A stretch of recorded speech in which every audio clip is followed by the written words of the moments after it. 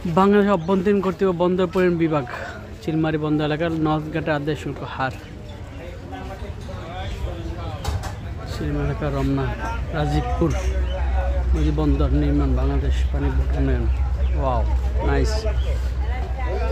এখান থেকে দেখা যায় পুলিশ আসছে, এক গাড়ি ডাকাতি নাকি পুলিশ আসছে হঠাৎ দ্রুত এক গাড়ি, এখানে ডাকাতি হয়েছে কোন নৌকায়, এখানে হেরা আসছে। এই যে এদিকে আবার ট্রলার তৈরি হচ্ছে, অনেক চর এখানে বিভিন্ন চর জায়গায় উঠছে। আমাদের জন্য একটা প্লাস পয়েন্ট, এই দেশের জন্য একটা প্লাস পয়েন্ট। এই যে নৌকো দেওয়া ডাকাতি হয়, ওই যে পুলিশ এসে পড়ছে ধরার জন্য। ঘাটে একটা বট গাছ, খুব সুন্দর। বট গাছ না বাদাম গাছ? এটা বট গাছ। বট মনে হচ্ছে বাদাম গাছের মতন।